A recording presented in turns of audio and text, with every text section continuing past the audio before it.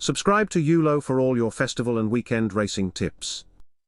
Later in the week, be sure to check into our YOLO Weekender podcast on Spotify, where in Studio 11 Barney hosts Jay Seller, Katie or Caroline for some in-depth analysis of the big races coming up.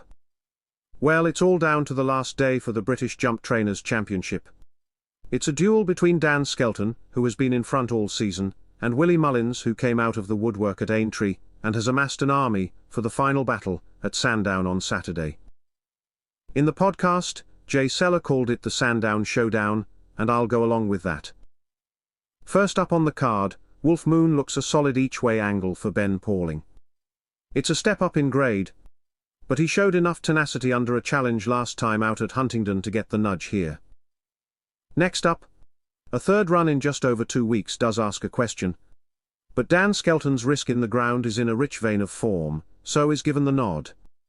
He did go on a similar winning spree last summer, so it may just be that he wins in snatches, and that would be a most welcome bonus to his title-chasing trainer for this valuable pot. Carrying a couple more pounds is Paul Nicholls' Insurrection, who is less exposed over fences, so has to be considered, while Hughie Morrison's Ide and Ben Pauling's Bad both have claims. Risk in the ground to nail the quickfire hat-trick, and put a smile on Dan Skelton's face.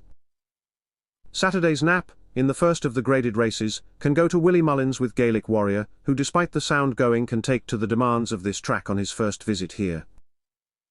After a couple of underwhelming runs this season, Gaelic Warrior was right back to his best in the Aintree Bowl earlier this month, showing too much class for favourite, Dan Skelton's Grey Dawning, with a superb ride from Patrick Mullins taking that Grade 1 back to Ireland.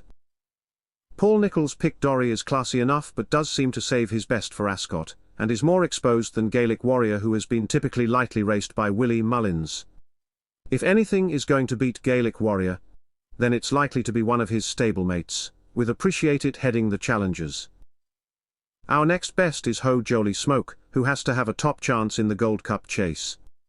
This is the one race on Sandown's card that Willie Mullins is targeting for the championship title, so there's a whole squadron going in for one good reason, and that's Dan Skelton's Ho Jolie Smoke.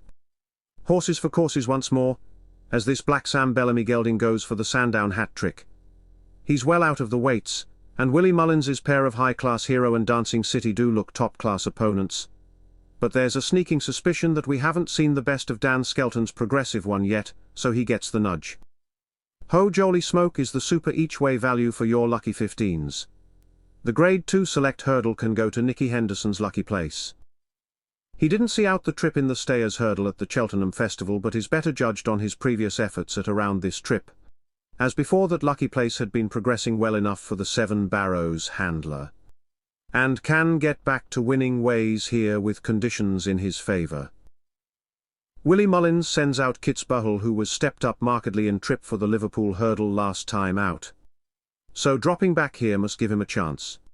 While Dan Skelton's Take No Chances completes the list of possibles, with her Wait for Sex allowance adding to the appeal. Lucky place to scoop the select hurdle. Next up, all the stars look aligned for John Bon to make it a hat-trick of wins in the Celebration Chase. For some reason, racing at Cheltenham in the Spring Festival just doesn't work for John Bon, although he is a dual winner of the Schloer Chase at Prestbury Park in the autumn. But it's Sandown Park, where he holds an unbeaten record. Willie Mullins puts the classy energy mean, though softer ground would be preferred for this 6-time Grade 1 winner. Horses for courses here, and John Bon is all but impossible to oppose for the Celebration Chase. It's a close one for the closer, especially if Dan Skelton has survived the Willie Mullins onslaught thus far, but if it is still in the balance, the title could be going back to Ireland with Bunting. Although there is sure to be plenty of support for home hope. Dan Skelton's mostly sunny. It was only Easter Monday when he scored at Plumpton, so top weight Bunting can take advantage. Ahead of stablemate Jump Allen, to land the last race under Paul Townend. These are the three to note, with a perm looking a tempting choice, but Bunting can fly the flag for Willie Mullins at the last.